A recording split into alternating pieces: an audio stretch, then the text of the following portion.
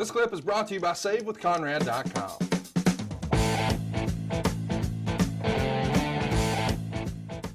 On the pre-show, Jim Cornette and Jose Lothario are going to get into it, and Cornette does a money-back guarantee where he says, if my team doesn't win the main event, I'll refund every ticket and every pay-per-view. How old school Southern is that, dude? Goddamn. They believe it, because look at him. He's got a nice cowboy shirt on. Motherfucker. So our very first... you, motherfucker.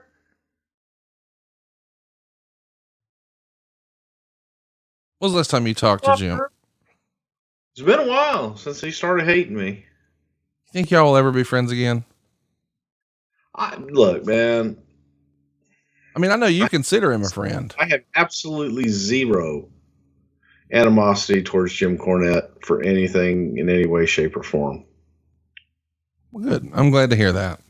No, I never have.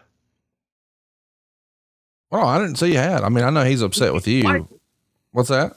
You applied it. No. Okay. I asked if y'all could be friends again. I'd like that. Yeah. So let's jump into it. The Raw taping after the King of the Ring really sets the stage for International Incident. Ahmed Johnson's going to make his first defense as Intercontinental Champion over Triple H, and Sunny is going to claim she's bringing in a superstar who is ultimately going to be Ron Simmons. And go ahead. Farouk Assad. Yeah, sorry about that. And The Undertaker is going to defeat Steve Austin in the main event, which is a match we'll see many times in the coming years. And I think as the story goes, as the legend goes, I guess at this point, once Austin cuts the Austin 316 promo, within a few days, JR is going to rip up his current contract and give him a new one on the spot, and we're off to the races. Did you know immediately after the Austin 316 promo we got something, or is it more when you see all the fans with signs that say Austin 316 the next day? I think everybody, that were fans of Austin, I think everybody saw Austin as that guy. Not the guy, but as a top guy. And especially when you were looking at nasty heels, Steve fit that bill. And Steve came out of a shell with, the Austin 316 says, I just whipped your ass. Well, it was done. I mean, a blind man could see it. So next up, instead of getting, and man, that could have been fun when you think about it, Mankind versus Jake Roberts, we get Mankind versus Henry Godwinn. They go just pretty close. They go just under 7 minutes. Mankind at one point took the mats from the floor and gave Godwinn a neck breaker. And later he took a slam off the apron and splats on the concrete floor.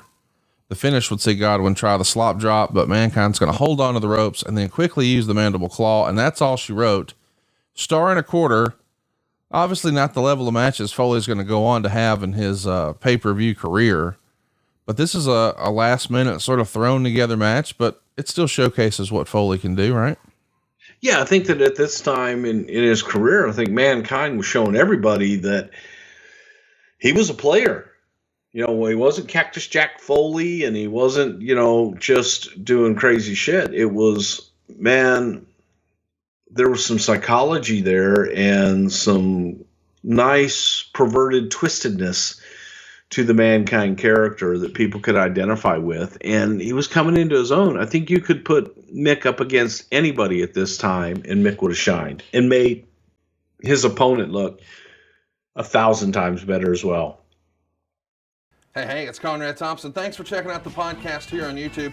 Be sure to hit the subscribe button and the notifications bell so you get a notice anytime we upload some new content. And go save yourself some money right now. If you're in a 30-year loan or you have credit card debt, it's not a matter of if I can save you money. It's a matter of how much. Find out right now for free at SaveWithConrad.com.